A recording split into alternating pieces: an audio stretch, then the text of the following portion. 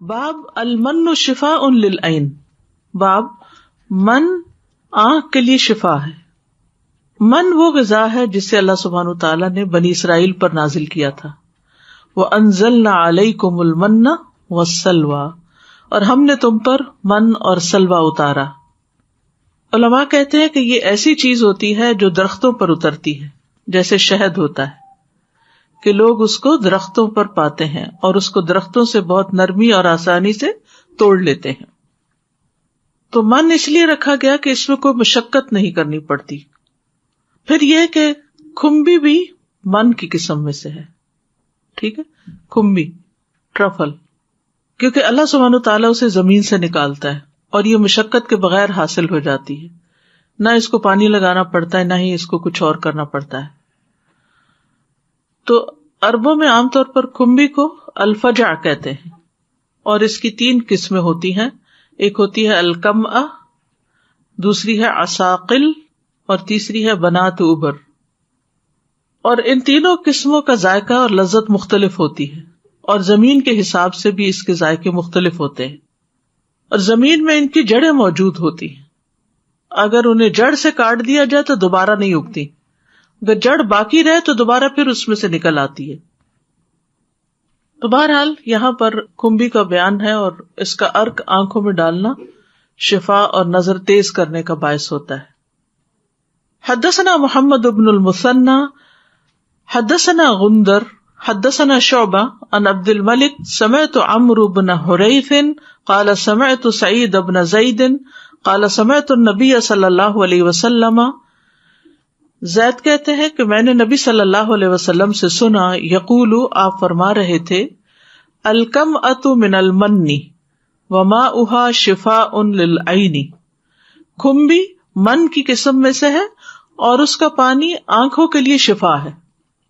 قال شعبۃ واخبرنی الحکم بن عتیبۃ عن الحسن العرنی عن عمرو بن حریث عن سعید بن زید عن النبی صلی اللہ علیہ وسلم، تو یہ دوسری روایت بیان ہوئی ہے۔ قال شعبۃ لما حدثنی به الحکم لم انکرہ، شعبہ کہتے ہیں کہ جب مجھ سے یہ حدیث حکم نے بیان کی تو میں نے اس کا انکار نہیں کیا، من حدیث عبد الملک، یہ کچھ سند سے متعلق چیزیں ہیں۔ کھمبی سے متعلق اس حدیث میں جو بات آئی ہے وہ یہ ہے کہ وہ من کی قسم ہے، اور پھر یہاں پر ماؤہا شفا کی بات کی گئی کہ کھمبی کے پانی میں شفا ہے۔ بعض علماء کہتے ہیں کہ اس کے پانی سے مراد بارش کا وہ پانی ہے جو اس کے اوپر برستا ہے، کیونکہ یہ بارش کے ساتھ اگتی ہے، لیکن یہ معنی اتنا قریب نہیں محسوس ہوتا، کیونکہ اصل بات یہ ہے کہ کھمبی کے اندر جو پانی ہوتا ہے، ویجیٹیبل ایک طرح سے، تو اس کے اندر جو پانی ہوتا ہے وہ شفا کا باعث ہے، اور لوگ اس کو استعمال بھی کرتے ہیں۔ اور اس کا پانی نکالنے کے لیے اگر اس کو تھوڑا سا آگ پر نرم کر لیا جائے تو پھر اس میں سے وہ نکالنا آسان ہو جاتا ہے، یعنی اس کو نچوڑا جاتا ہے۔ ابن القیم کہتے ہیں کہ کھمبی اکثر اس وقت فائدہ پہنچاتی ہے جب درد کا سبب آنکھ میں پانی کا بڑھ جانا ہو، تو یہ کھمبی کا پانی آنکھ کو خشک کر دیتا ہے اور آنکھ اللہ کے حکم سے شفا یاب ہو جاتی ہے۔ اور اب پانی نکالنے کے کئی طریقے ہو سکتے ہیں، یعنی اب تو کئی طرح کی مشینیں نکل آئی ہیں جس میں پانی نکالنا آسان ہو جاتا ہے۔ اطباء یہ کہتے ہیں کہ کبھی اس کو سیدھا پانی بھی ڈالا جا سکتا ہے، یعنی جو نکلا وہی ڈراپ ڈال دیا، یا پھر اس کو کسی اور دوا میں مکس کر کے بھی ڈالا جا سکتا ہے، جیسے اس میں سرمے میں کھمبی کا پانی ملا کر اگر اس کو رگڑا جائے اور پھر اس کا سرما بنایا جائے۔ کبھی آپ نے سرمے کی ڈلی دیکھی ہے؟ پتھر کی ٹکڑی کی طرح ہوتی ہے، را سرما دیکھا ہے کبھی؟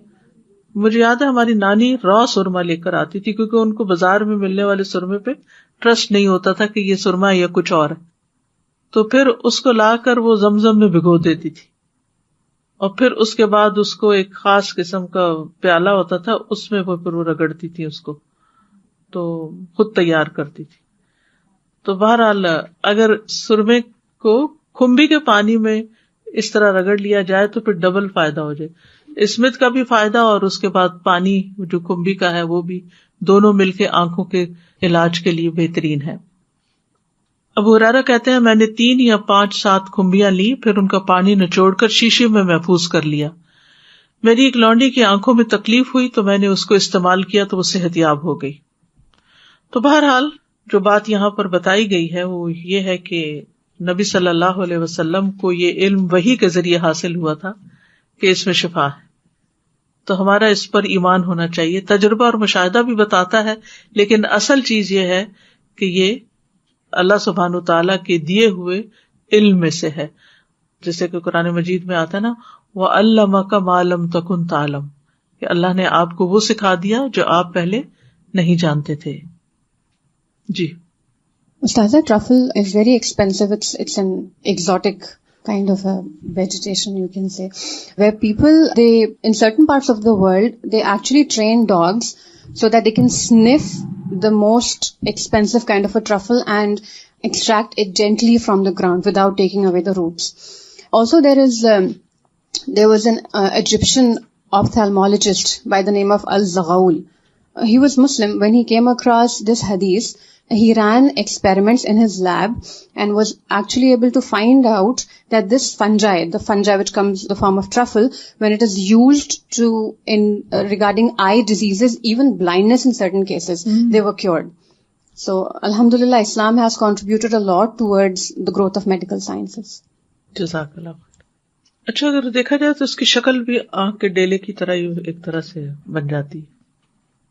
جی یہ میرا خیال ڈیزرٹ میں اگتا ہے، یہ نہیں مجھے پتا کہ یہاں ملتا ہے کہ نہیں. امپورٹ تو ہر چیز ہوتی ہے، بازار میں ملتا ہے نا. تو کسی نے یہ کیا کہ اس سرمے کو ڈالا اور اس کے میگنیٹ کیا تو اس کے بیچ میں ذرے اس کے تھے لوہے کے. جی تو وہ کہہ رہی تھی کہ اور وہ نام یہی عصمت سرما کا جیسے بہت بیچتے ہیں نا، بسوں میں بھی چڑھ جائے تو کہتے ہیں لے لے لے لے، تو پھر ڈر لگتا اس سے. اور یہ جو آپ نے یہ کہا اسکوائر، یہ کیوب سی کہاں سے بنا؟ سعودی عرب سے ملتی. وہاں اگر آپ دیکھیں نا وہ جو پنساری کی دکانیں ٹائپ ہوتی ہیں ان میں ڈفرنٹ قسم کی بوٹیاں اور کئی چیزیں پڑی ہوئی ہوتی ہیں.